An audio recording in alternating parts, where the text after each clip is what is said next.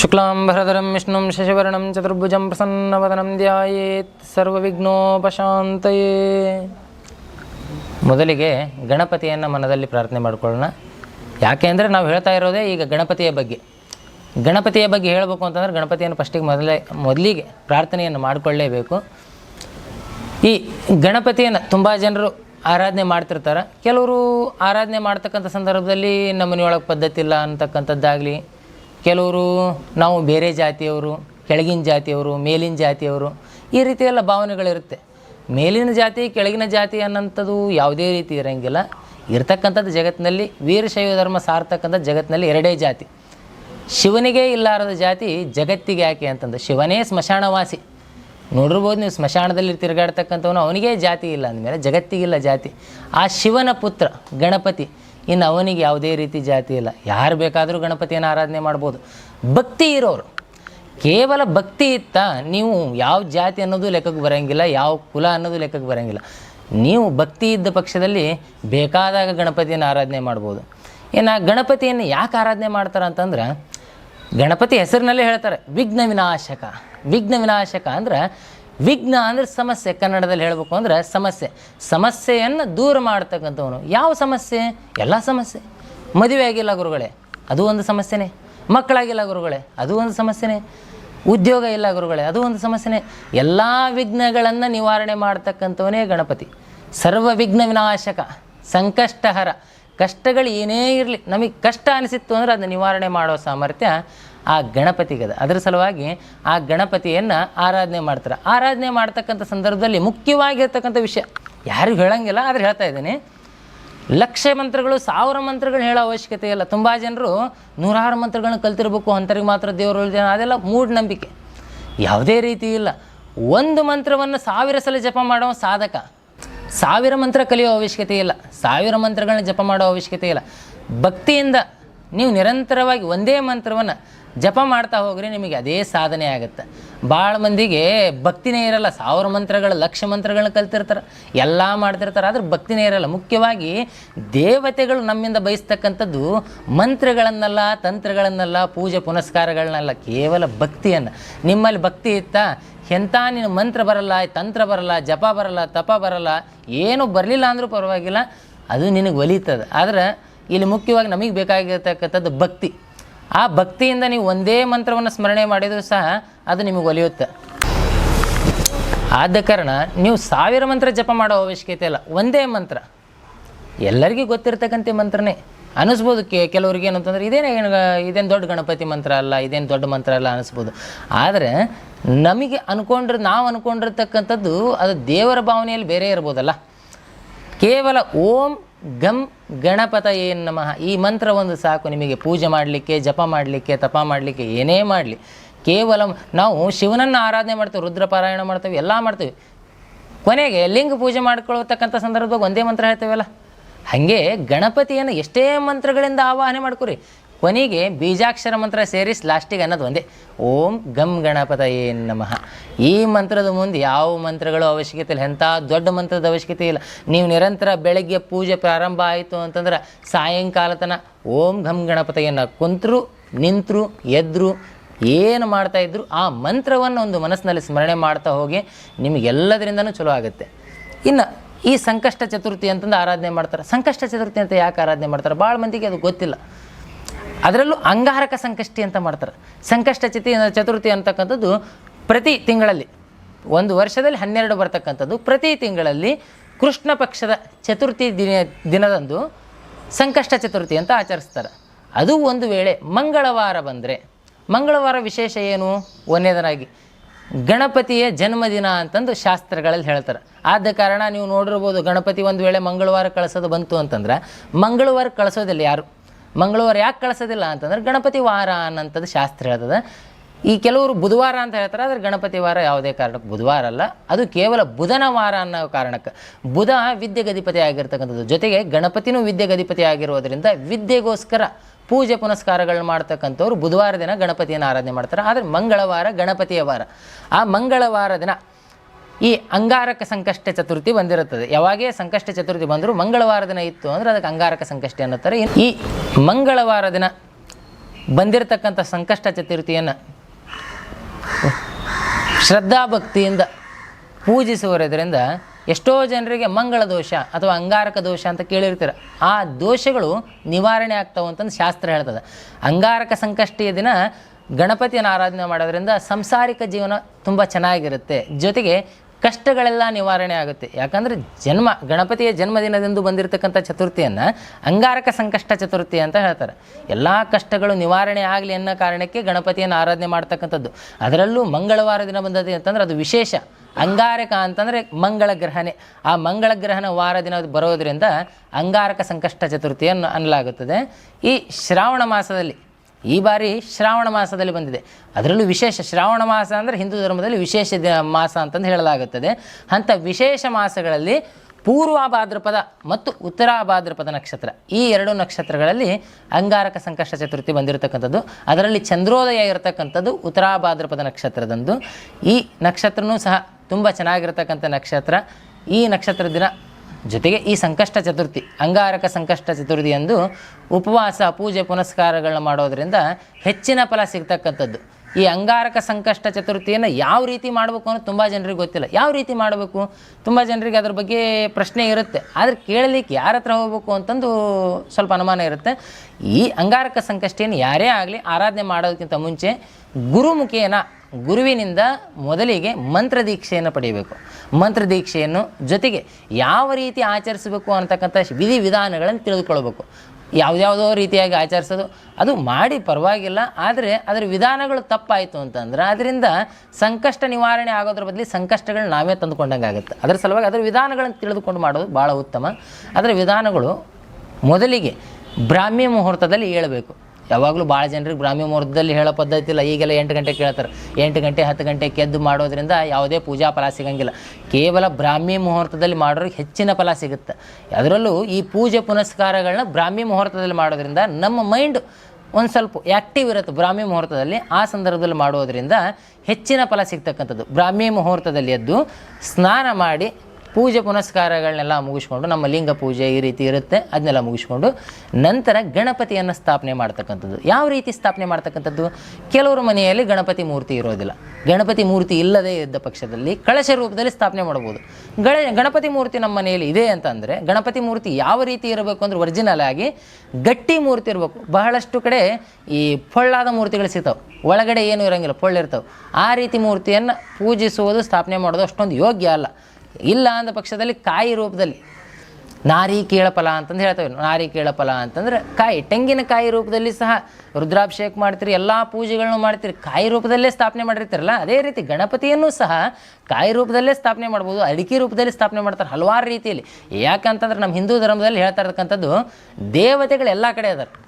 ಕಲ್ಲಲ್ಲಿಯೂ ಅದನ, ಮಣ್ಣಲ್ಲೂ ಅದನ, ನನ್ನಲ್ಲಿಯೂ ಅದನ, ನಿನ್ನಲ್ಲಿಯೂ ಅದನ, ಎಲ್ಲ ಕಡೆನೂ ಅದನ ಅಂತ ಶಾಸ್ತ್ರಗಳು ಹೇಳ್ಬಿಡ್ತಾವೆ. ಅದಕ್ಕೆ ಸ್ವಾಮಿ ಅಯ್ಯಪ್ಪನ ಮಾಲೆ ಹಾಕಿದ್ರು ಅಂತ ಅವ್ರು ಫಸ್ಟಿಗೆ ಹೇಳೋದೇನು, ಅಯ್ಯಪ್ಪ ಸ್ವಾಮಿ, ಎಲ್ಲರಿಗೆ ಸ್ವಾಮಿ ಶರಣಮ್ ಅಂತಾರೆ. ಅದರ ಉದ್ದೇಶ ಏನು ಅಂತಂದರೆ ಎಲ್ಲರಲ್ಲಿನೂ ಅಯ್ಯಪ್ಪ ಅದನ, ಹಾಗೆ ಎಲ್ಲರಲ್ಲಿನೂ ದೇವರದನ, ಎಲ್ಲ ಕಡೆನೂ ದೇವರದನ. ಆದರೆ ನಾವು ಒಂದು ಕಡೆ ಸ್ಥಾಪನೆ ಮಾಡೋ ಉದ್ದೇಶ ಏನು ಅಂತಂದ್ರೆ ಸಿಕ್ಕಲೆಲ್ಲ ಕೈ ಮುಗಿದ್ರೆ ನಮಗೆ ದಡ್ರು ಅಂದ್ಬಿಡ್ತಾರೆ. ಒಂದು ಕಡೆ ಸ್ಥಾಪನೆ ಮಾಡಬೇಕಾಗತ್ತೆ, ಒಂದು ರೀತಿಯಲ್ಲಿ ಒಂದು ಕಡೆ ಸ್ಥಾಪನೆ ಮಾಡಬೇಕಾಗತ್ತೆ. ನಮಗೆ ಮಡಿ ಅನ್ನಿಸ್ಬೇಕು. ಅದು ಮೊದಲಿಗೆ ನನಗೆ ಇಷ್ಟ ಆಗಬೇಕು. ಜನರಿಗೆ ಇಷ್ಟಪಡೋ ಸಲುವಾಗಿ ನಾವು ಪೂಜೆ ಪುನಸ್ಕಾರಗಳನ್ನ ಮಾಡೋದಿಲ್ಲ, ನನಗೋಸ್ಕರ ಅಂತ ಮಾಡ್ತಕ್ಕಂಥದ್ದು. ನನಗೋಸ್ಕರ ಅಂದಮೇಲೆ ಅದು ನನಗೇ ಇಷ್ಟ ಆಗಲಿಲ್ಲ ಅಂತ ಅಂದಮೇಲೆ ಫಲ ಹೆಂಗೆ ಸಿಗುತ್ತೆ? ನನಗಿಷ್ಟ ಆಗೋ ರೀತಿ ಸ್ಥಾಪನೆ ಮಾಡ್ಕೋಬೇಕು. ನನಗೆ ಯಾವ ರೀತಿ ಇಷ್ಟ ಆಗುತ್ತೆ? ಒಂದು ಕಳಶದಲ್ಲಿ ಸ್ಥಾಪನೆ ಮಾಡಬೇಕು. ಒರಿಜಿನಲ್ ಆಗಿ ಶಾಸ್ತ್ರ ಹೇಳೋ ಪ್ರಕಾರ ಒಂದು ಚರಿಗೆಯನ್ನಿಟ್ಟು ಕೆಳಗಡೆ ಮಣಿಯನ್ನು ಹಾಕಿ ಅದರ ಮೇಲ್ಗಡೆ ಶಾಲು ಅಥವಾ ಟವೆಲ್ ಹಾಕಿ ಅದರ ಮೇಲ್ಗಡೆ ಅಕ್ಕಿಯನ್ನು ಹರವಿ ಅಷ್ಟದಳ ಕಮಲ, ಕೈಯಿಂದನೇ ಕಮಲದ ಚಿತ್ರವನ್ನು ಬರೆದು 8 ಎಲೆ ಇರತಕ್ಕಂಥ ಕಮಲದ ಚಿತ್ರವನ್ನು ಬರೆದು ಅದರ ಮೇಲೆ ಒಂದು ತಾಮ್ರ, ಬೆಳ್ಳಿ, ನಮ್ಮ ತಾಮ್ರ ಬೆಳ್ಳಿ ಇಲ್ಲ ಅಂತಂದ್ರೆ ನಾರ್ಮಲ್ ಆಗಿರ್ತಕ್ಕಂಥ ಚರಿಗೆಯನ್ನು ಸ್ಥಾಪನೆ ಮಾಡ್ತಕ್ಕಂಥದ್ದು. ಸ್ಥಾಪನೆ ಮಾಡಿ ಅದರ ಮೇಲುಗಡೆ ಆಮ್ರ ಪಲ್ಲವ ಅಂತ ಹೇಳ್ತಾರೆ. ಶಾಸ್ತ್ರದಾಗ ಹೇಳೋದು ಆಮ್ರ ಪಲ್ಲವ ಅಂತಂದು. ಆಮ್ರ ಪಲ್ಲವ ಅಂದ್ರೆ ಮಾವಿನ ತಳಿರು, ಮಾವಿನ ಟೊಂಗಿ ಅಂತ ಹೇಳ್ತಾರೆ. ಅದನ್ನು ಒರಿಜಿನಲ್ ಆಗಿ ಸ್ಥಾಪನೆ ಮಾಡ್ತಕ್ಕಂಥದ್ದು. ಕೆಲವೊಂದು ಟೈಮ್ನಾಗ ಮಾವಿನ ತಳಿರು ಸಿಗೋದಿಲ್ಲ. ಆ ಸಂದರ್ಭದಾಗ ಎಲೆ, ನಾರಿ, ಈಗೇನು ಅಂತಂದ್ರೆ ನಾಗವಲ್ಲಿ ಅಂತಂದು ಶಾಸ್ತ್ರ ಹೇಳ್ತದೆ. ನಾಗವಲ್ಲಿ ಅಂತಂದ್ರೆ ಎಲೆಗೆ ಸಂಸ್ಕೃತದಲ್ಲಿ ನಾಗವಲ್ಲಿ ಅಂತ ಹೇಳ್ತಾರೆ. ಆ ಎಲೆಯನ್ನು ಸ್ಥಾಪನೆ ಮಾಡಿಕೊಂಡು ಆ 5 ಎಲೆಯನ್ನು ಇಟ್ಟುಕೊಂಡು ಅದರ ಮೇಲುಗಡೆ ಒಂದು ಬೆಳ್ಳಿಯ ಪ್ಲೇಟೋ ಅಥವಾ ತಾಮ್ರದ ಪ್ಲೇಟೋ ಅದರ ಮೇಲುಗಡೆ ಇಟ್ಟುಕೊಂಡು ಅದರಲ್ಲಿ ಅಕ್ಕಿಯನ್ನು ಹೊರವಿ ಮತ್ತೆ ಅಷ್ಟದಳ ಕಮಲವನ್ನು ಬರೆದು ಅಥವಾ ಸ್ವಸ್ತಿಕನ್ನು ಬರೆದು ಅದರ ಮೇಲ್ಗಡೆ ಗಣಪತಿಯನ್ನು ಸ್ಥಾಪನೆ ಮಾಡ್ತಕ್ಕಂಥದ್ದು. ಒಂದು ವೇಳೆ ಇದ್ಯಾವುದು ಇಲ್ಲ, ಗಣಪತಿ ಇಲ್ಲ ಅಂದ ಪಕ್ಷದಲ್ಲಿ ನಾರಿಕೇಳ ಇಲ್ಲ ಮಾವಿನ ಎಲೆ ಅಥವಾ ವಿಳೆದೆಲೆ ಇಟ್ಟಿರ್ತೀರಲ್ಲ, ಅದರ ಮೇಲ್ಗಡೆ ಕಾಯಿ ಇಟ್ಟುಕೊಂಡು ಅದನ್ನು ಬಟ್ಟೆಯನ್ನು ಹಾಕಿ, ಒಂದು ಟವೆಲು ಅಥವಾ ಒಂದು ವಸ್ತ್ರವನ್ನು ಹಾಕಿ ಅದರ ಮೇಲ್ಗಡೆ ಹಾರ ಹೂವುಗಳನ್ನು ಹಾಕಿ ಪೂಜೆ ಮಾಡ್ತಕ್ಕಂಥದ್ದು. ಪೂಜೆ ಯಾವ ರೀತಿ ಮಾಡಬೇಕು? ಮೊದಲಿಗೆ ಸಂಕಲ್ಪ. ನಾವು ಯಾವುದಕ್ಕೋಸ್ಕರ ಪೂಜೆ ಮಾಡ್ತಾ ಇದ್ದೀವಿ ಅದು ಮೊದಲಿಗೆ ಮೇನ್ ಬೇಕಾಗಿರ್ತಕ್ಕಂಥದ್ದು. ನಾವು ಏನೋ ಒಂದು ಕೆಲಸ ಮಾಡ್ತಿರ್ತೀವಿ, ಕೆಲಸ ಮಾಡಾಕುಂತಾಗ ನಾವು ಯಾಕಿದ್ದು ಮಾಡಾಕುಂತೇವೆ ಅನ್ನೋದು ನಮಗೆ ಗೊತ್ತಿಲ್ಲ ಅಂದಾಗ ಆ ಕೆಲಸ ಸಕ್ಸಸ್ ಆಗಂಗಿಲ್ಲ. ಹಾಗೆ ಪೂಜೆಯನ್ನು ಮಾಡ್ತಕ್ಕಂಥ ಸಂದರ್ಭದಾಗ ನಾನು ಯಾವ ಸಲುವಾಗಿ ಪೂಜೆ ಮಾಡಾಕುತ್ತೇನೆ, ನನ್ನ ಮದುವೆ ಆಗೋ ಸಲುವಾಗಿ ಅಥವಾ ಮಕ್ಕಳಾಗೋ ಸಲುವಾಗಿ ಬೇಕಾದಾಗಿರ್ಬೋದು. ನಿಮ್ಮ ಸಮಸ್ಯೆಯನ್ನು ಮೊದಲಿಗೆ ಸಂಕಲ್ಪ ಮುಖಾಂತರ, ನಿಮಗೆ ಸಂಸ್ಕೃತ ಬರಲ್ಲ, ಸಂಕಲ್ಪ ಮಾಡ್ಕೊಳ್ಳೋದು ಗೊತ್ತಿಲ್ಲ ಅಂದರೆ ಕನ್ನಡದಲ್ಲೇ ಮಾಡ್ಕೊರಿ. ದೇವತೆಗಳು ಸಕಲ ಭಾಷೆಯನ್ನು ಬಲ್ಲವರು, ಎಲ್ಲ ಭಾಷೆನೂ ತಿಳಿತದ. ಭಕ್ತಿ ಮೇನ್ ಬೇಕಾಗಿರ್ತಕ್ಕಂಥದ್ದು. ಭಕ್ತಿಯಿಂದ ನನ್ನ ಇಂಥ ಕಷ್ಟ ನಿವಾರಣೆ ಆಗಲಿ ಅಂತ ಕೈಯಲ್ಲಿ ಅಕ್ಷತೆ ಹಿಡಿದುಕೊಂಡು ಸಂಕಲ್ಪ ಮಾಡಿಕೊಂಡು ಆ ಅಕ್ಷತೆಯನ್ನು ಎದುರುಗಡೆ ಇರ್ತಕ್ಕಂಥ ಒಂದು ತಾಮ್ರದ ಗ್ಲಾಸ್ನಲ್ಲೋ ಅಥವಾ ಚೆರಿಗೆಯಲ್ಲಿ ನೀರು ತುಂಬಿಕೊಂಡು ಇಟ್ಕೊಂಡಿರ್ತಕ್ಕಂಥ ಆ ಚೆರಿಗೆಯಲ್ಲಿ ಅಕ್ಷತೆಯನ್ನು ಹಾಕ್ತಕ್ಕಂಥದ್ದು. ಅಥವಾ ದೇವರ ಪಾದದ ಮೇಲೆ, ದೇವರ ತಲೆ ಮೇಲೆ ಹಾಕಬಾರ್ದು ನಮ್ಮ ಕಷ್ಟಗಳನ್ನ, ದೇವರ ಪಾದದ ಮೇಲೆ ಅಥವಾ ಗಂಗೆಯಲ್ಲಿ ನಮ್ಮ ಕಷ್ಟಗಳನ್ನ ಬಿಡಬೇಕು. ಯಾವುದರ ಸಲುವಾಗಿ ನಾವು ಪೂಜೆಯನ್ನು ಮಾಡ್ತಾಯಿದ್ದೀವಿ ಅಂತ ಸಂಕಲ್ಪ ಮಾಡ್ಕೊಂಡು ಅಲ್ಲಿ ಅಕ್ಷತೆಯನ್ನು ಹಾಕ್ತಕ್ಕಂಥದ್ದು. ಆ ನಂತರ ಪೂಜೆಯನ್ನು ಪ್ರಾರಂಭ ಮಾಡ್ತಕ್ಕಂಥದ್ದು. ಪೂಜೆಯನ್ನು ಅಭಿಷೇಕ ಮಾಡಿ ಈ ರೀತಿಯೂ ಪ್ರಾರಂಭ ಮಾಡ್ಬೋದು ಅಥವಾ ಪೂಜೆಯಿಂದನೂ ಪ್ರಾರಂಭ ಮಾಡೋದು. ವಿಭೂತಿ, ಗಂಧ, ಅರಿಶಿಣ, ಕುಂಕುಮ, ಅಕ್ಷತೆ, ಪತ್ರಿ, ಹೂವು, ಗರಿಕೆ, ಅದರಲ್ಲೂ ಹೆಚ್ಚಿನದಾಗಿ ಮುಖ್ಯವಾಗಿ ಬೇಕಾಗಿರ್ತಕ್ಕಂಥದ್ದು ಗರಿಕೆ ಮತ್ತು ಕೆಂಪು ಹೂವುಗಳು. ಕೆಂಪು ಪುಷ್ಪಗಳು ಗಣಪತಿಗೆ ಭಾಳ ಪ್ರಿಯ ಅಂತ ಹೇಳ್ತಾರೆ. ಜೊತೆಗೆ ಎಕ್ಕಿ ಹೂವು ಅಂತಂದು ಹೇಳ್ತಾರೆ. ಎಕ್ಕಿ ಹೂವು ಭಾಳ ಪ್ರಿಯ ಗಣಪತಿಗೆ. ಎಕ್ಕಿ ಹೂವು, ಗರಿಕೆ, ಕೆಂಪು ಪುಷ್ಪಗಳನ್ನು ಏರಿಸಿ, ಜೊತೆಗೆ ನೈವೇದ್ಯ ನಿಮಗೆ ಸಿಹಿ ತಿಂಡಿಗಳು ಯಾವುದಾದ್ರೂ ಮಾಡ್ಬೋದು. ಲಾಡು ಮಾಡ್ಬೋದು, ಮೋದಕ, ಕಡುಬು ಎಷ್ಟಾದರೂ ಮಾಡ್ಬೋದು. ಅದನ್ನು ಮಾಡಿ ನಂತರ ಎಡೆ ಮಾಡಿ ತಾಂಬೂಲ ದಕ್ಷಿಣೆಯನ್ನು ಇಡ್ತಾರೆ ದೇವರ ಮುಂದೆ. ತಾಂಬೂಲ ದಕ್ಷಿಣೆ ಭಾಳ ಮಂದಿಗೆ ಗೊತ್ತಿಲ್ಲ. ತಾಂಬೂಲ ದಕ್ಷಿಣೆಯನ್ನು ಯಾಕೆ ಇಡ್ತಾರೆ? ದೇವ್ರಿಗೇನು ರೊಕ್ಕ ಇರಂಗಿಲ್ಲ, ದೇವ್ರಿಗೆ ಯಾಕೆ ರೊಕ್ಕ ಇಡಬೇಕು? ಈ ರೀತಿ ಭಾವನೆಗಳು ಬರ್ತಾವೆ, ಹಲವಾರು ಜನರಲ್ಲಿ ಬರ್ತಾವೆ. ನನ್ನಲ್ಲಿ ಬರ್ಬೋದು, ನಿಮ್ಮಲ್ಲಿ ಬರ್ಬೋದು. ದೇವ್ರನ್ನ ರೊಕ್ಕ ಯಾಕೆ ಇಡ್ತಾರೆ? ನೈವೇದ್ಯ ಯಾಕೆ ಇಡ್ತಾರೆ? ದೇವ್ರನ್ನ ಉಪವಾಸ ಇರ್ತಾನೆ, ನೈವೇದ್ಯ ಯಾಕೆ ಇಡ್ತಾರೆ? ದೇವ್ರಿಗೆ ಯಾಕೆ ಇಡ್ತಾರೆ ಅಂತಂದ್ರೆ ಮುಖ್ಯವಾಗಿ ಅದರಲ್ಲಿ ಒಂದು ಒಳರ್ಥ ಅದ. ದಕ್ಷಿಣೆ ಏನು ಇಡ್ತಾರೆ? ದಕ್ಷಿಣೆ ತೋರಿಸ್ಬೇಕಾದ್ರೆ ದೇವ್ರ ಮುಂದೆ ಹಿಂಗೆ ತೋರಿಸ್ತಾರೆ. ಗುರುಗಳಿಗೆ ಹಿರಿಯರಿಗೆ ಈ ರೀತಿ ದಕ್ಷಿಣೆ ಕೊಡ್ತಾರೆ. ಅದರ ಅರ್ಥ ಏನು ಅಂತಂದ್ರೆ ದೇವರ ನಮ್ಮನ್ನ ಯಾವತ್ತೂ ಖಾಲಿ ಕೈ ಮಾಡಬೇಡ, ನನಗೆ ದಕ್ಷಿಣೆ ಕೊಡು, ನನಗೆ ರೊಕ್ಕ ಕೊಡು ಅನ್ನೋದು ಪರೋಕ್ಷವಾಗಿ ಬೇಡ್ತಕ್ಕಂಥದ್ದು. ಪ್ರತ್ಯಕ್ಷವಾಗಿ ಪರೋಕ್ಷವಾಗಿ ಎರಡು ರೀತಿ ಇರ್ತಕ್ಕಂಥದ್ದು. ಪರೋಕ್ಷವಾಗಿ ಬೇಡ್ತಕ್ಕಂಥದ್ದು. ನಾವು ಯಾವತ್ತೂ ಸಂಪತ್ತನ್ನು ಬಯಸ್ತಕ್ಕಂಥವ್ರೆ, ಜಗತ್ತಿನಲ್ಲಿ ಎಲ್ಲರೂ ಸಂಪತ್ತನ್ನು ಬಯಸ್ತಕ್ಕಂಥವ್ರೆ. ಆ ಸಂಪತ್ತನ್ನು ಬಯಸೋದು ಈ ರೀತಿ ದಕ್ಷಿಣೆಯನ್ನು ತೋರಿಸ್ತಾರೆ. ದಕ್ಷಿಣೆ ತೋರಿಸೋ ಉದ್ದೇಶ ಏನು ಅಂತಂದ್ರೆ ನಮಗೆ ಕೊಡು ಅಂತ ಬೇಡ್ತಕ್ಕಂಥದ್ದು. ಆ ರೀತಿ ದಕ್ಷಿಣೆಯನ್ನು ಕೇಳ್ತಾರೆ. ಯಾವುದೇ ರೀತಿ ಅದರ ಬಗ್ಗೆ ಭಾವನೆ ಇಟ್ಕೋಬೇಡ್ರಿ. ನೀವು ಇನ್ನೂ ಒಂದು ಮುಖ್ಯವಾಗಿ ಬಹಳ ಜನರಿಗೆ ಈ ಎಲ್ಲ ಪೂಜೆಗಳು ಮಾಡ್ತಾರೆ, ಎಲ್ಲ ಮಂತ್ರ ತಂತ್ರ ಜಪ ಮಾಡ್ತಾರೆ. ಗುರುಗಳು ನಮ್ಮಲ್ಲಿ ಭಕ್ತಿನೇ ಬರೋಂಗಿಲ್ಲ. ಏನು ಪೂಜೆ ಮಾಡ್ತೇವೆ, ಎಷ್ಟು ಮಂತ್ರಗಳನ್ನ ಕಲ್ತಿದ್ದೀವಿ, ಆದ್ರೆ ಭಕ್ತಿನೇ ಇಲ್ಲ ಅಂತ ಹೇಳ್ತಾರೆ. ಶಾಸ್ತ್ರದಲ್ಲಿ ಹೇಳ್ತಾರೆ, ಭಕ್ತಿ ಇಲ್ಲದ ಬಡವ ನಾನಯ್ಯ, ಭಕ್ತಿ ಇಲ್ಲದ ಬಡವ ನಾನಯ್ಯ ಅನ್ನೋ ಪರಿಸ್ಥಿತಿ ಅದ. ಭಕ್ತಿ ಬರಬೇಕು ಅನ್ನೋಂಥದ್ದು ಇತ್ತು ಅಂದ್ರೆ ಮೊದಲಿಗೆ ನಮ್ಮ ಅಹಂಕಾರ ಬಿಡಬೇಕು. ನಾ ಅದನ್ನು ಕಲ್ತೀನಿ, ನಾ ಇದನ್ನು ಕಲ್ತೀನಿ, ನಾ ಅದನ್ನ ಮಾಡಿ, ನಾ ಇದನ್ನ ಮಾಡಿ. ಆ ಅಹಂಕಾರ ಬಿಟ್ಟಾಗ ತಾನಾಗೆ ಭಕ್ತಿ ಬರುತ್ತೆ. ನಾವು ಯಾವತ್ತೂ ಇದು ಮುಖ್ಯವಾಗಿ ಬೇಕಾಗಿರ್ತಕ್ಕಂಥದ್ದು. ಕೆಲವು ಜನರ ಮುಂದೆ ನಾವು ದಡ್ಡರಾಗಿರ್ಬೇಕಂತ. ಯಾವ ಜನರ ಮುಂದೆ? ಗುರುಗಳ ಮುಂದೆ ಯಾವತ್ತೂ ದಡ್ಡರಾಗಿರ್ಬೇಕಂತ. ಎಷ್ಟೇ ದೊಡ್ಡ ಪಂಡಿತ ಅದಾನೆ ಅಂತಂದ್ರು ಗುರುವಿನ ಮುಂದೆ ಕುಂತಾಗ ನಾ ದಡ್ಡರಗತಿ ವರ್ತನೆ ಮಾಡ್ಬೇಕಂತ, ದಡ್ಡರಗತಿನೇ ಇರ್ಬೇಕಂತ. ಹಿರಿಯರ ಮುಂದೆ ಕುತ್ಕೊಂಡಾಗ ದಡ್ಡರಗತಿ ಮಾತಾಡ್ಬೇಕು, ದಡ್ಡರಗತಿನೇ ಇರಬೇಕು.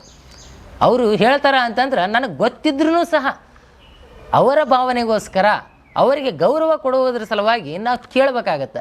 ತಂದೆ ತಾಯಿಗಳ ಮುಂದೆ ಯಾವತ್ತೂ ದೊಡ್ಡವರಾಗಬಾರ್ದು, ತಂದೆ ತಾಯಿಗಳ ಮುಂದೆ ಯಾವತ್ತೂ ದಡ್ಡರಾಗೇ ಇರಬೇಕು. ಇನ್ನು ದೇವರ ಮುಂದಕ್ಕೆ ಸದಾಕಾಲ ದಡ್ಡರಂತೆಯೇ ಇರಬೇಕು. ಎಲ್ಲಿವರೆಗೆ ನೀವು ದಡ್ಡರಂತೆ ಇರ್ತೀರಿ ದೇವರ ಮುಂದೆ, ಅಲ್ಲಿವರೆಗೆ ನಿಮಗೆ ಭಕ್ತಿ ಬರ್ತದೆ. ಯಾವಾಗ ನಿಮಗೆ ಅಹಂಕಾರ ಅನ್ನೋದು ಬರುತ್ತಲ್ಲ, ಆವಾಗ ಯಾರು ಏನು ಮಾಡೋಕ್ಕಾಗಲ್ಲ. ಭಕ್ತಿ ಇರೋವಂಥದ್ದು ಕಿತ್ಕೊಂಡು ಹೋಗ್ಬಿಡ್ತದೆ. ನಾ ಅಷ್ಟು ಕಲ್ತೀನಿ, ನಾ ಇಷ್ಟು ಕಲ್ತೀನಿ, ನಾ ಅದನ್ನು ಮಾಡೀನಿ, ಆ ಸಾಧನೆ ಮಾಡೀನಿ, ಈ ಸಾಧನೆ ಮಾಡೀನಿ, ಅಷ್ಟು ಗಳಿಸೀನಿ. ಯಾವುದೂ ಅಲ್ಲ. ಈ ದೇವತೆಗಳ ಮುಂದೆ ನೀವೇನು ಗಳಿಸಿದ್ರು ಏನು ಕಲ್ತರು ಏನೂ ಅಲ್ಲ. ಅದು ನಿಮಗೆ ದೊಡ್ಡದಾಗಿರ್ಬೋದು, ದೇವತೆಗಳಿಗೆ ದೊಡ್ಡದಲ್ಲ. ಎಷ್ಟೋ ಜನರಿಗೆ ಅದು ದೊಡ್ಡದೇ ಅಲ್ಲ. ಅದರ ಸಲುವಾಗಿ ಆ ಅಹಂಕಾರ ಬಿಟ್ಟಾಗ ತಾನಾಗೆ ಭಕ್ತಿ ಬರುತ್ತೆ. ಎಷ್ಟೋ ಮಂದಿಗೆ ಇದ್ರ ಬಗ್ಗೆ ಗೊತ್ತಿಲ್ಲ, ಭಕ್ತಿ ಹೆಂಗೆ ತರಬೇಕು ಅನ್ನೋದೇ ಗೊತ್ತಿಲ್ಲ. ಭಕ್ತಿ ತರುವಂಥದ್ದು ಈ ರೀತಿ, ಏನು ನಿಮ್ಮ ಅಹಂಕಾರ ಬಿಟ್ಟಿರಿ ಅಂದರೆ ತಾನಾಗೆ ಭಕ್ತಿ ಬರ್ತಕ್ಕಂಥದ್ದು. ಆ ಭಕ್ತಿಯಿಂದ ಗಣಪತಿಯ ಮಂತ್ರವನ್ನು ಧ್ಯಾನ ಮಾಡ್ತಕ್ಕಂಥದ್ದು. ಯಾವ ರೀತಿ? ಅದರಲ್ಲಿ ಸ್ವರಗಳು ಬರ್ತಾವೆ, ಒತ್ತಕ್ಷರಗಳು ಬರ್ತಾವೆ. ಅದೇ ರೀತಿಯಲ್ಲಿ ಮಾಡಬೇಕು. ಮನಸ್ಸಿನಾಗ ಓಂ ಗಮ್ ಗಣಪತಿ, ಏನು ಓಂ ಗಮ್ ಗಣಪತಿ, ಈ ಥರ 1000 ಸಲ ಮಾಡಿದ್ರು ಅದರಿಂದ ಫಲ ಯಾವುದೇ ರೀತಿ ಸಿಗೋದಿಲ್ಲ. ನೀವು ಅದರದೇ ಆಗಿರ್ತಂಥ ರೀತಿ ಇರ್ತದೆ. ರಾಗದಲ್ಲಿ ಬರಬಾರ್ದು, ಸ್ವರದಲ್ಲಿ ಬರಬೇಕು.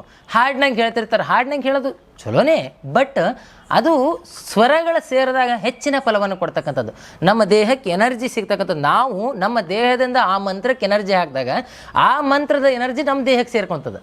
ನಾವು ಯಾವ ರೀತಿ ಓಂ ಘಂ ಗಣಪತಯೇ ನಮಃ, ಇಲ್ಲಿ ಏನಾಗುತ್ತೆ, ಸ್ವರ ಸೇರ್ಕೊಂತು.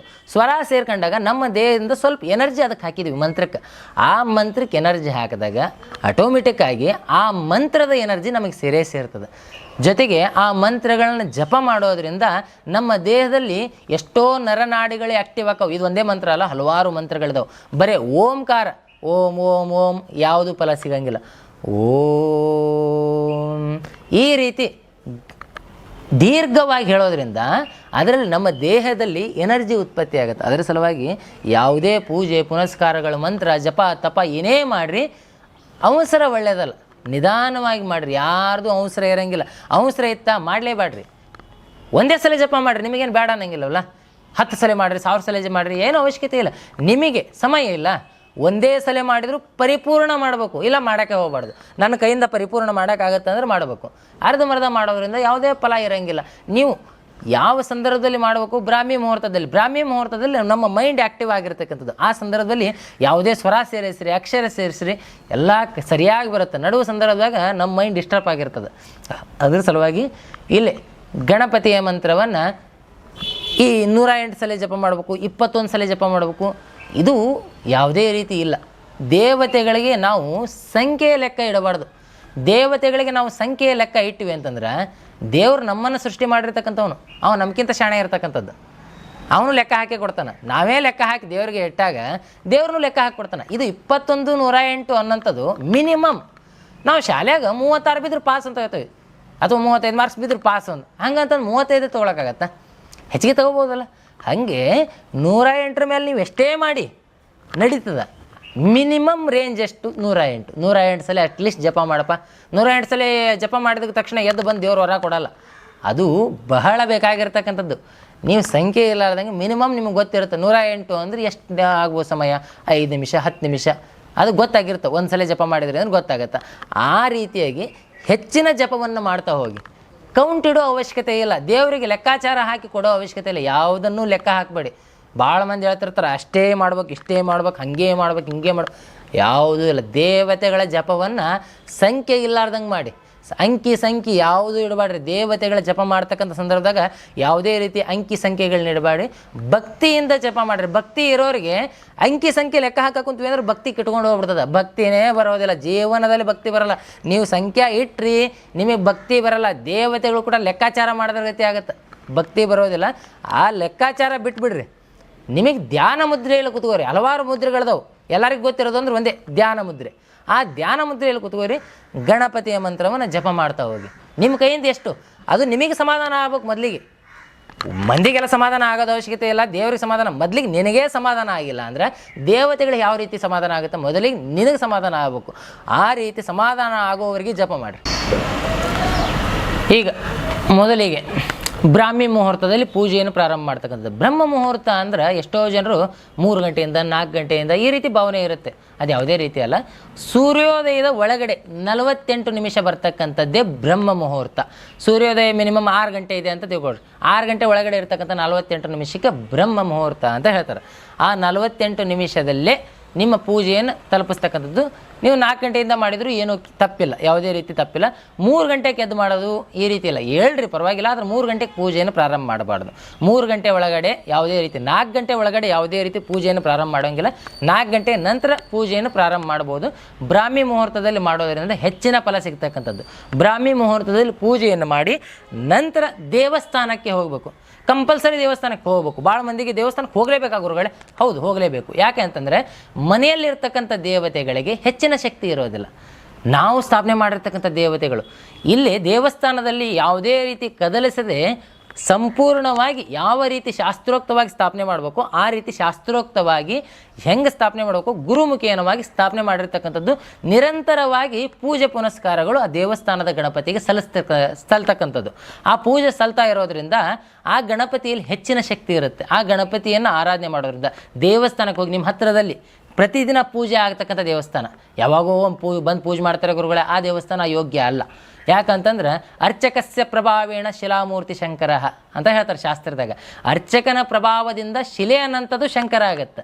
ಅಂಥ ಅರ್ಚಕರು ಚೆನ್ನಾಗಿರ್ತಕ್ಕಂಥ ದೇವಸ್ಥಾನ ಅಥವಾ ಪೂಜೆ ಪುನಸ್ಕಾರಗಳು ನಿರಂತರ ಮಂತ್ರ ತಂತ್ರ ಜಪ ತಪಗಳು ನಡೀತಕ್ಕಂಥ ಗಣಪತಿಯ ದೇವಸ್ಥಾನಕ್ಕೆ ಹೋಗಿ ಆ ದೇವತೆಗೆ ಗಣಪತಿಗೆ ಕೆಂಪು ಪುಷ್ಪಗಳು, ಗರಿಕೆ ಈ ರೀತಿ ನಿಮ್ಮ ತಾಟಿನಲ್ಲಿ ಒಂದು ತಾಟು ತೊಗೊಂಡು ಹೋಗ್ಬೋದು, ಅಥವಾ ಒಂದು ನೀವು ಪ್ಲಾಸ್ಟಿಕ್ನಲ್ಲೂ ಒಯ್ಯೋದು ಹೆಚ್ಚಾನೆಚ್ಚು ವರ್ಜ ಮಾಡಿರಿ. ಒಂದು ತಟ್ಟೆಯಲ್ಲೋ ಭಾಳ ಮಂದಿ ಅಸಹ್ಯ ಆಗುತ್ತೆ ಅನ್ನೋಂತಂದು ಯಾವುದೇದೋ ತೊಗೊಂಬರ್ತಾರೆ, ಏನೇನೋ ತೊಗೊಂಬರ್ತಾರೆ. ಆ ರೀತಿ ಏನು ಮಾಡೋಕ್ಕೆ ಹೋಗ್ಬೇಡ್ರಿ. ಯಾವುದೇ ರೀತಿ ಪೂಜೆ ಪುನಸ್ಕಾರಗಳು ಅಸಹ್ಯ ಅಲ್ಲ. ಮುಸ್ಲಿಮ್ರೆಲ್ಲ ಅದು ಆಚರಿಸ್ತಾರೆ, ನೀವು ನೋಡಿರ್ತೀರಿ. ಏನು ಅವರು ಯಾವುದೇ ರೀತಿ ಭಯ ಇಲ್ಲಾರ್ದೆ ಟೋಪಿ ಹಾಕೊಂಡು ಆರಾಮ್ ಬುರ್ಕ ಹಾಕೊಂಡು ಅಡ್ಡಾಡ್ತಾರೆ. ಅವ್ರಿಗೆ ನಾಚಿಕೆ ಇಲ್ಲ. ನಿಮಗೆ ಯಾಕೆ ಬರುತ್ತೆ ನಾಚಿಕೆ? ನಿಮಗೆ ಯಾಕೆ ಅಸಹ್ಯ ಆಗುತ್ತೆ? ಅಸಹ್ಯ ಅನ್ನೋದು ಬಿಟ್ಬಿಡ್ರಿ. ಗಣಪತಿಯನ್ನು ಮನಸ್ಸಿನ ಭಕ್ತಿಯಿಂದ ಪೂಜೆ ಮಾಡೋರಿಗೆ ಯಾವುದೇ ರೀತಿ ಅಸಹ್ಯ ಅನ್ನೋಂಥ ಭಾವನೆ ಇರೋಂಗಿಲ್ಲ.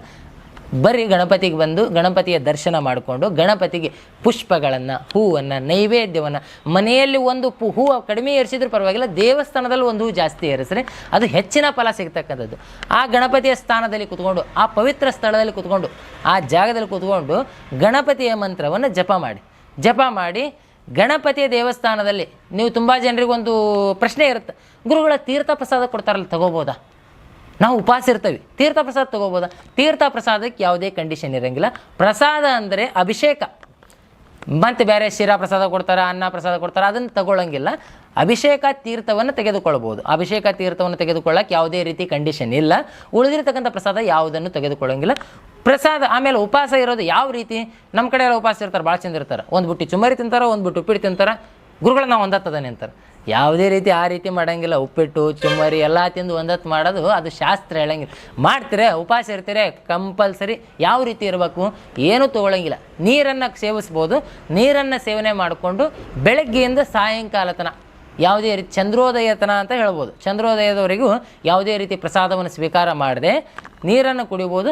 ಕೆಲವರಿಗೆ ಹಸುವಾದ ಸಂದರ್ಭದಲ್ಲಿ ಅಥವಾ ಏನೋ ಸಮಸ್ಯೆ ಆದ ಸಂದರ್ಭದಲ್ಲಿ, ಇಲ್ಲ ತುಂಬ ಕಷ್ಟ ಆಗ್ತಾ ಇದೆ ಅಂತಂದ್ರೆ ಹಾಲು ಹಣ್ಣನ್ನು ತೆಗೆದುಕೊಳ್ಬೋದು. ಸಿಕ್ಕಿದ್ದೆಲ್ಲ ತೊಗೋಬೇಡ್ರಿ, ಹಾಲು ಹಣ್ಣನ್ನು ತೆಗೆದುಕೋಬೋದು. ಹಾಲು ಹಣ್ಣನ್ನು ತೆಗೆದುಕೊಳ್ಬೋದು. ಅದು ಮಿತಿ ಮೀರಲ್ಲ.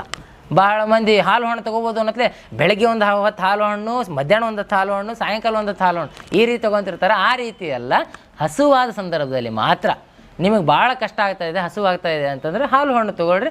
ಬಿಟ್ಟರೆ ಯಾವುದೇ ರೀತಿ ಏನನ್ನೂ ತೆಗೆದುಕೊಳ್ಬೇಡ್ರಿ. ಉಪವಾಸ ಇದ್ದುಕೊಂಡು ಈ ಪೂಜೆಯನ್ನು ಮಾಡಿ ಸಾಯಂಕಾಲದಲ್ಲಿ ಸಾಧ್ಯ ಆದರೆ ಇನ್ನೊಂದು ಸಲ ಗಣಪತಿ ದೇವಸ್ಥಾನಕ್ಕೆ ಹೋಗ್ಬೋದು. ಅಥವಾ ಗಣಪತಿ ದೇವಸ್ಥಾನಕ್ಕೆ ಹೋಗದೇನೆ ನೀವು ಮಾರ್ನಿಂಗ್ ಹೋಗಿರ್ತೀರ, ನೀವು ಸ್ನಾನ ಮಾಡಿಕೊಂಡು ಸಾಯಂಕಾಲದಲ್ಲಿ ಚಂದ್ರೋದಯದ ನಂತರ ಪೂಜೆಯನ್ನು ಸಲ್ಲಿಸ್ತಕ್ಕಂಥದ್ದು. ಕರೆಕ್ಟಾಗಿ ಭಾಳ ಮಂದಿ ಚಂದ್ರೋದಯ ಟೈಮಿಗೆ ಕರೆಕ್ಟ್ ಪೂಜೆ ಮಾಡಿ ಬಂದುಬಿಡ್ತಾರೆ, ಚಂದ್ರನೇ ಕಾಣ್ತಿರಂಗಿಲ್ಲ. ಆ ಸಂದರ್ಭದಲ್ಲಿ ಚಂದ್ರನನ್ನು ಪೂಜೆ ಮಾಡಿ ಬರ್ತಾರೆ.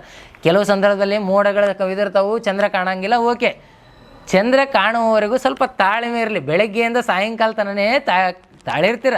ಇನ್ನೊಂದು 5 ನಿಮಿಷದಾಗ ಚಂದ್ರ ಮ್ಯಾಲೆ ಬರ್ತಿರ್ತಾನೆ, ತಾಳ್ಮೆ ಇರೋಂಗಿಲ್ಲ. ಗಪ್ಪನ ಪೂಜೆ ಮಾಡ್ಕೊಂಬಂದು ಗಪ್ಪನ ಹೊಡೆದು ಮಲ್ಕೊಂಡ್ಬಿಡೋದು. ಆ ರೀತಿ ಮಾಡಬೇಡ್ರಿ. ಸ್ವಲ್ಪ ತಾಳ್ಮೆ ಇರಲಿ. ಚಂದ್ರ ಮೇಲ್ಗಡೆ ಬರ್ತಾನೆ, ಒಂದು 5-10 ನಿಮಿಷದಲ್ಲಿ ಮೇಲ್ಗಡೆ ಬರ್ತಾನೆ. ಆ ಸಂದರ್ಭದಲ್ಲಿ ಚಂದ್ರನನ್ನು ಪೂಜೆ ಮಾಡಿ ಗಣಪತಿಯನ್ನು ಸಹ ಮಹಾಮಂಗಳಾರತಿ ಪೂಜೆಯನ್ನು ಮಾಡಿ ಆ ನಂತರ ಗಣಪತಿಗೆ ಏನನ್ನು ನೈವೇದ್ಯ ಮಾಡ್ತಿರೋ ಅದನ್ನು ಮಾತ್ರ ಸೇವನೆ ಮಾಡ್ತಕ್ಕಂಥ, ಸಿಕ್ಕಿದ್ದು ಊಟ ಮಾಡ್ತಕ್ಕಂಥದ್ದೆಲ್ಲ. ಗಣಪತಿಗೆ ಏನು ಪ್ರಸಾದವನ್ನು ನೈವೇದ್ಯವನ್ನು ಮಾಡ್ತೀರಾ, ನೀವು ಪ್ರಸಾದವನ್ನೇ ನೈವೇದ್ಯ ಮಾಡಿ. ಎಲ್ಲ ಪ್ರಸಾದವನ್ನು ಮಾಡ್ಬೋದು ಸಾಯಂಕಾಲದಲ್ಲಿ. ಬೆಳಗ್ಗೆ ಸ್ವಲ್ಪ ಪ್ರಸಾದವನ್ನು ಬೆಲ್ಲ, ಕೊಬ್ಬರಿ ಈ ರೀತಿ ಪ್ರಸಾದವನ್ನು ನೈವೇದ್ಯ ಮಾಡ್ತಕ್ಕಂಥದ್ದು, ಪುಟಾಣಿ ಸಕ್ಕರೆ ಅಥವಾ ಹಾಲು ಸಕ್ಕರೆ ಈ ರೀತಿ ಹಲವಾರು ರೀತಿಯಲ್ಲಿ ನೈವೇದ್ಯಗಳಿದ್ದವು. ಆ ರೀತಿ ನೈವೇದ್ಯ ಮಾಡಿರಿ. ಸಾಯಂಕಾಲದಲ್ಲಿ ಎಲ್ಲ ರೀತಿ ಅಡುಗೆಯನ್ನು ಮಾಡಿರಿ. ಅಡಿಗೆ ಕಡುಬು, ಮೋದಕ ಈ ರೀತಿಯನ್ನು ಅಡುಗೆ ಮಾಡ್ಬೋದು. ಅಡುಗೆ ಮಾಡಿ ನೈವೇದ್ಯ ಮಾಡಿ ಆ ನೈವೇದ್ಯವನ್ನು ಲಾಸ್ಟಿಗೆ ಎಲ್ಲರಿಗೂ ಹಂಚಿ ಲಾಸ್ಟಿಗೆ ನೀವು ಸೇವನೆ ಮಾಡ್ತಕ್ಕಂಥದ್ದು. ಬರೀ ನೀವು ಊಟ ಮಾಡಿ ಕುಂದಿರ್ತಕ್ಕಂಥದ್ದಲ್ಲ, ಮನೆಯಲ್ಲಿರ್ತಕ್ಕಂಥವ್ರಿಗೆ ಎಷ್ಟು ಜನರಿಗೆ ಹಂಚ್ತೀರೋ ಅವ್ರಿಗೂ ಹೆಚ್ಚಿನ ಫಲ ಸಿಗ್ತಕ್ಕಂಥದ್ದು. ಅವ್ರಿಗೆಲ್ಲರಿಗೂ ಪ್ರಸಾದವನ್ನು ಹಂಚಿ ಲಾಸ್ಟಿಗೆ ನೀವು ತೊಗೊಳ್ತಕ್ಕಂಥದ್ದು. ಫಸ್ಟಿಗೆ ನೀವಲ್ಲ, ನೀವು ವ್ರತ ಮಾಡಿರಿ ಅಂದ ಮಟ್ಟಿಗೆ ಮ್ಯಾಲಿಂದ ಇಳಿದು ಬಂದಿರಿ ಅಂತ ಅಲ್ಲ, ನೀವು ಎಲ್ಲರಿಗೆ ಹಂಚಿ ಲಾಸ್ಟಿಗೆ ನೀವು ಪ್ರಸಾದ ತೆಗೆದುಕೊಳ್ಳ್ರಿ, ಅದು ಹೆಚ್ಚಿನ ಫಲ ಸಿಗ್ತದೆ. ಎಲ್ಲ ಮುಗಿದ ನಂತರ ಮಲಗುವ ಮುನ್ನ ಮಡಿಯಿಂದಲೇ ಬಂದು ಗಣಪತಿಗೆ ನಮಸ್ಕಾರ ಮಾಡಿ ಒಂದು ಪುಷ್ಪವನ್ನು ಇಳುಬೋದು. ಯಾಕಂತಂದರೆ ಕೆಲವು ಸಂದರ್ಭದಲ್ಲಿ ದೀಪವನ್ನು ನಿಮಗೆ ಬೆಳತನಕ ಕಾಯೋಕ್ಕಾಗಲ್ಲ, ಆದರೆ ಕಾದ್ರೆ ಬಹಳ ಚಲೋ. ಬೆಳಗ್ಗೆ ಮಟ್ಟ ರಾತ್ರಿಯಿಂದ ಬೆಳಗಿನ ತನಕ ದೀಪ ಗಣಪತಿಯ ಮುಂದೆ ಇದ್ದರೆ ಬಹಳ ಚಲೋ. ಒಂದು ವೇಳೆ ಕಾಯ್ಲಿಕ್ಕೆ ಆಗೋದಿಲ್ಲ, ಒಂದು ಪುಷ್ಪವನ್ನು ಇಳಿವಿ. ಸಂಪೂರ್ಣ ಪೂಜೆಯನ್ನು ಇಳುವತಕ್ಕಂಥದ್ದು ಬೆಳಗ್ಗೆನೇ. ಬುಧವಾರ ದಿನ ಬೆಳಗ್ಗೆ ಇಳುತಕ್ಕಂಥದ್ದು. ಆ ರೀತಿ ಮಾರ್ನಿಂಗ್ ಇಳುವರಿ, ಯಾವುದೇ ರೀತಿ ರಾತ್ರಿನೇ ಎಲ್ಲ ಸಂಪೂರ್ಣ ಇಳುವಬೇಡ್ರಿ. ಇಳುವುದೇ ಇದ್ರಂತೂ ತೀರಾ ಚಲೋ. ದೀಪ ಕಾಯ್ದ್ರಂತೂ ಮನೆಗೆ ಬಹಳ ಶ್ರೇಯಸ್ಸು, ಬಹಳ ಆಯುಷ್ಯ ಆರೋಗ್ಯ ಅಭಿವೃದ್ಧಿ ಆಗ್ತಕ್ಕಂಥದ್ದು. ದೀಪ ಪ್ರತಿದಿನ ಮನೆಯಲ್ಲಿ ನಂದಾದೀಪ ಇರಬೇಕು. ಕೆಲವರಿಗೆ ಪ್ರತಿದಿನ ಕಾಯೋಕ್ಕಾಗೋದಿಲ್ಲ, ಅಟ್ಲೀಸ್ಟ್ ಇಂಥ ಪೂಜೆ ಪುನಸ್ಕಾರಗಳ ಸಂದರ್ಭದಲ್ಲಾದರೂ 24 ತಾಸು ದೀಪ ಕಾಯಿರಿ, ನಿಮಗೆ ಹೆಚ್ಚಿನ ಫಲ ಸಿಗುತ್ತೆ. ಸಂಕಷ್ಟ ಚತುರ್ಥಿ ಅನ್ನತಕ್ಕಂಥದ್ದು, ಅಂಗಾರಕ ಸಂಕಷ್ಟ ಚತುರ್ಥಿ ಅನ್ನತಕ್ಕಂಥದ್ದು ಬೆಳಗಿನ ಪ್ರಾರಂಭ ಆಗುತ್ತೆ. ಆ್ಯಕ್ಚುಲಿ ಮುಖ್ಯವಾಗಿ ನಾವು ಪಾಲಿಸ್ತಕ್ಕಂಥದ್ದು ಚತುರ್ಥಿ ಯಾವಾಗ ಚಂದ್ರೋದಯ ಚತುರ್ಥಿಗೆ ಬರುತ್ತೋ ಆ ಚಂದ್ರೋದಯ ಬಂದಿರತಕ್ಕಂಥ ಚತುರ್ಥಿಯನ್ನೇ ಸಂಕಷ್ಟ ಚತುರ್ಥಿ ಅಂತಕ್ಕಂಥದ್ದು. ಈಗ ಅಂಗಾರಕ ಸಂಕಷ್ಟ ಚತುರ್ಥಿ ಸಹ ಅದೇ ರೀತಿ ಬೆಳಗ್ಗಿನೇ ಪ್ರಾರಂಭ ಆಗುತ್ತೆ. 8:40 ಹೆಚ್ಚು ಕಡಿಮೆ 9 ಗಂಟೆಗೆ ಪ್ರಾರಂಭ ಆಗುತ್ತೆ. ಬೆಳಗ್ಗೆ 9 ಗಂಟೆಗೆ ಪ್ರಾರಂಭ ಆಗುತ್ತೆ. ಚಂದ್ರೋದಯಕ್ಕೆ ಇರತಕ್ಕಂಥದ್ದು ಮಂಗಳವಾರ ದಿನ ಚಂದ್ರೋದಯಕ್ಕಿದೆ.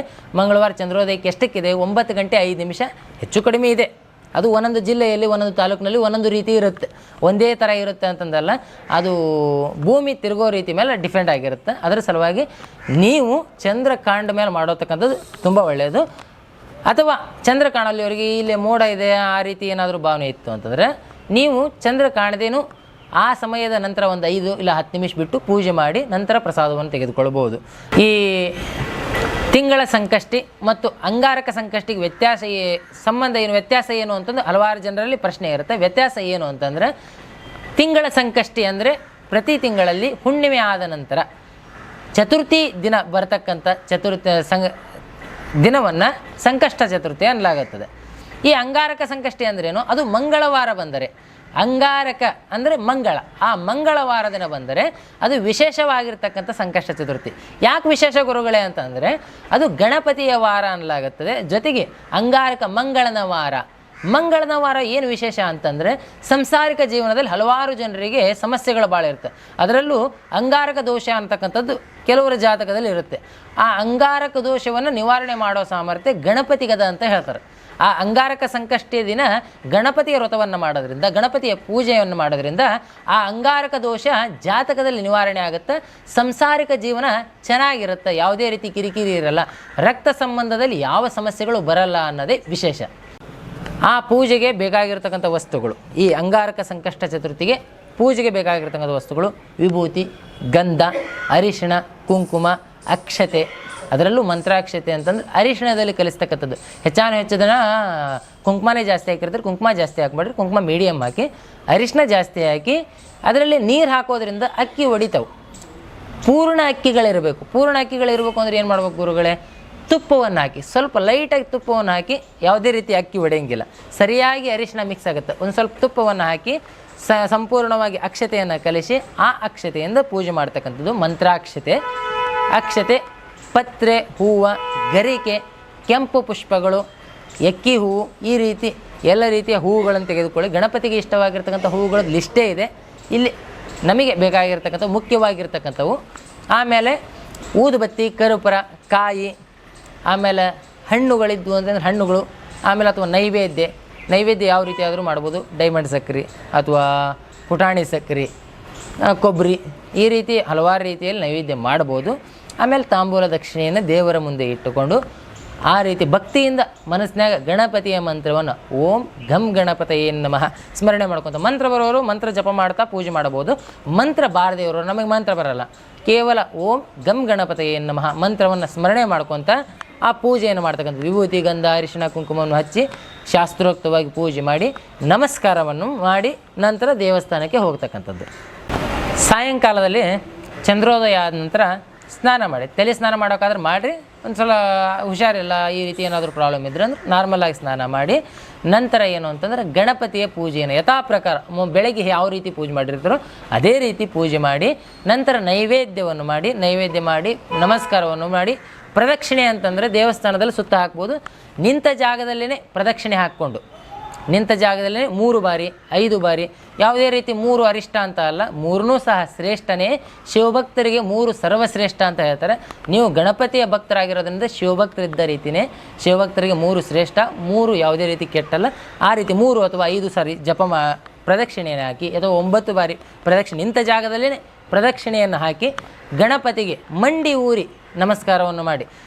ಹೆಣ್ಣು ಮಕ್ಕಳು ಮಂಡಿ ಊರಿ ನಮಸ್ಕಾರ, ಗಂಡು ಮಕ್ಕಳು ಸಂಪೂರ್ಣ ಸಾಷ್ಟಾಂಗವನ್ನು ಹಾಕುವುದು ಶ್ರೇಷ್ಠ.